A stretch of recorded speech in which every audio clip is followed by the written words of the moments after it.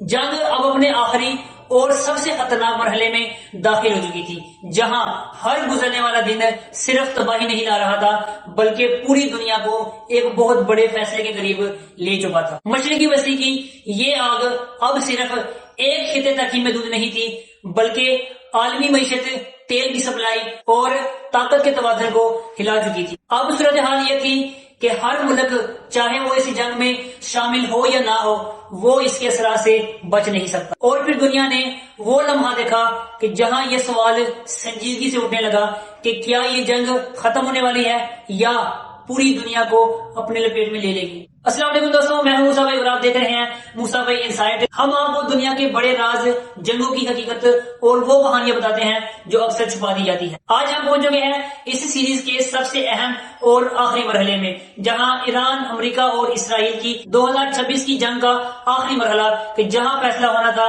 کہ کیا یہ جنگ مکمل طور پر رکے گی یا پوری دنیا کو اپنی لپیٹ میں لے لے گی۔ تو ویڈیو کو آخر تک ضرور دیکھیں کیونکہ آج ہم جانیں گے اس سیریز کا پارٹ 3 کا آخری انجام۔ جیسے جیسے جنگ آگے بڑھ رہی تھی، دنیا میں خوف بڑھتا جا رہا تھا۔ یہ صرف ایک علاقائی تنازع نہیں تھا بلکہ ایک ایسا بحران بن چکا تھا کہ جس نے عالمی نظام کو ہلا کر رکھ دیا۔ اب ہر ملک کی نظریں ایک ہی چیز پر تھی کہ کیا یہ جنگ رکے گی یا مزید پھیل جائے گی۔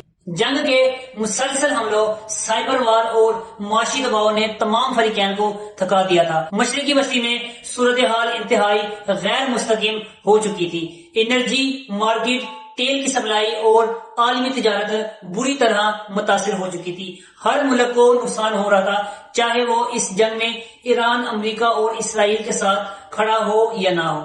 عالمی طاقتوں نے اقوام متحدہ میں ایک دفعہ پھر ہنگامی اجلاس کی مداخلت کی۔ اس بار صرف مذاکرات نہیں بلکہ سخت سفارتی دباؤ استعمال کیا گیا۔ چین اور روس نے بھی واضح پیغام دیا کہ اگر یہ جنگ مکمل طور پر رکی نہ تو عالمی سطح پر اس کے نتائج ناقابل کنٹرول ہوں گے۔ جیسے جیسے جنگ لمبی ہوتی گئی، ہر ملک کے اندر دباؤ بڑھنے لگا۔ عوام، معیشت اور فوجی اخراجات نے اس صورتحال کو غیر مستقیم بنا دیا۔ ہر فریقین کو یہ احساس ہوا کہ جنگ بندی ممکن نہیں اور نقصان ہر طرف بڑھ رہا ہے۔ آبنائے ہرمز اب دنیا کے لیے سب سے بڑا خطرہ بن چکا تھا۔ اگر یہ آبنائے ہرمز مکمل طور پر بند ہو جائے تو دنیا کی عالمی معیشت چند دنوں میں بحران پیدا کر سکتی ہے۔ اس لیے عالمی طاقتوں نے اس علاقے میں اپنی سیکیورٹی اور نیوی کی موجودگی مزید بڑھا دی۔ تو بلاخر ایک ایسا وقت آیا کہ جب تمام فریقین کو ایک غیر رسمی طور پر پیغام دیا گیا کہ اگر یہ جنگ مکمل طور پر کنٹرول میں نہ ہوئی تو یہ بحران پورے خطے سے باہر نہیں نکل سکتا۔ یہ وہ لمحہ تھا کہ جب جنگ کی رفتار آہستہ آہستہ ہونا شروع ہوئی، خاموش سفارتی رابطے ہوئے اور آہستہ آہستہ فائر بندی کی طرف قدم بڑھنے لگا۔